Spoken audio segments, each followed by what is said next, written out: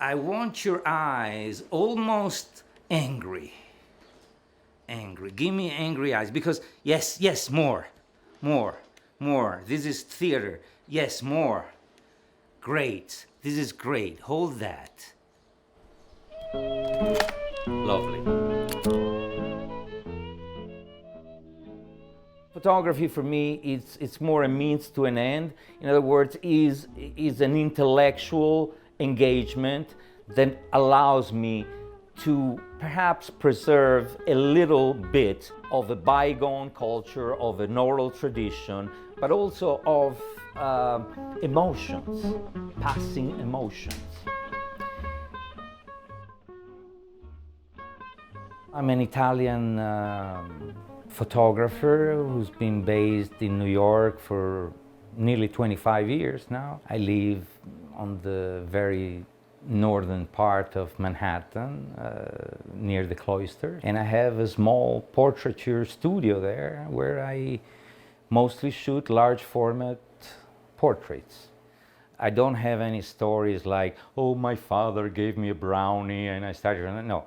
In fact, my father didn't want me to touch his camera when I was a kid. So, eventually a friend of the family, I think, gave me a Polaroid and I started shooting with that.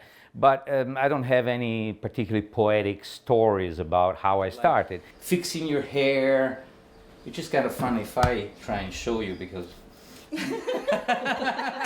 it's been a passion all my life since I was a kid. 1, 2, 3. Great. One of the things that horrifies me the most in this modern age is the cruel and relentless advancement of technocracy.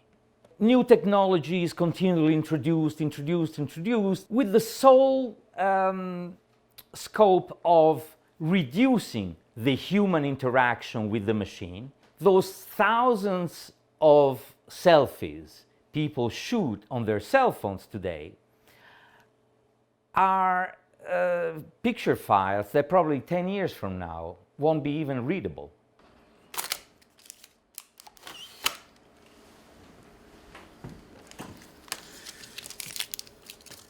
Okay, let's have a look at what we got.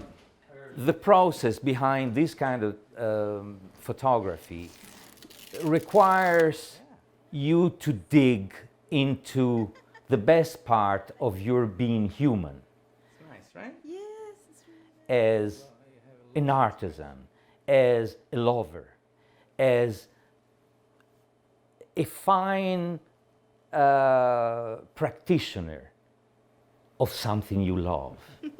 And these are the very last films available. They discontinued it in Japan about a year ago, and now you can't buy these anymore. I'm gonna miss them greatly because I think they're great colors, great 1950s, 60s colors. Obviously, working with these cameras, there's another fascinating aspect. You can build up your own systems. You can interact with the machine in ways that the newest technology doesn't allow you to. You see, all my negatives. This place is full of negatives.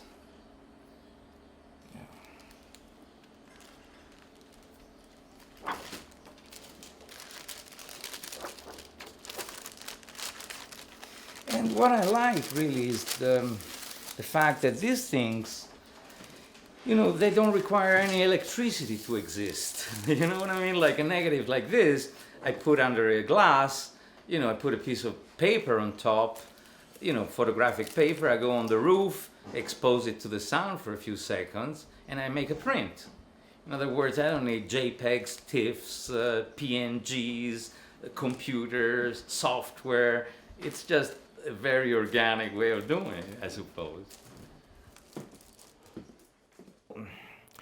Look, I never went to photography school. I never had that privilege. I would have loved to. I had the privilege of starting my career at a time when there were still mentors around. So I assisted for many years a marvelous man, a British man, who was a great photographer and a senior cameraman at 60 Minutes and CBS News. And basically I learned everything I know about lighting, about shooting, about the editorial sense behind the picture, which is certainly sometimes even more important than the lighting, because I learned from him by doing it, by working. In retrospect, I would have loved to have been able to go to a school and, you know, have all this equipment at my disposal. But at the same time, you know, I was happy to be employed in a proper job since a very early age, and slowly making mistakes, you know, being told off sometimes because you've done the wrong thing, you messed up something, etc. Well, that was the way I was able to learn photography and cinematography in my life. And I'm grateful for it. I tell something to my students, that no matter how much you've applied yourself technically to photography, to you know, to all there is behind taking a picture with a camera, you know, a good picture is a gift. It's not going to happen because you're a good photographer. Being a good photographer helps.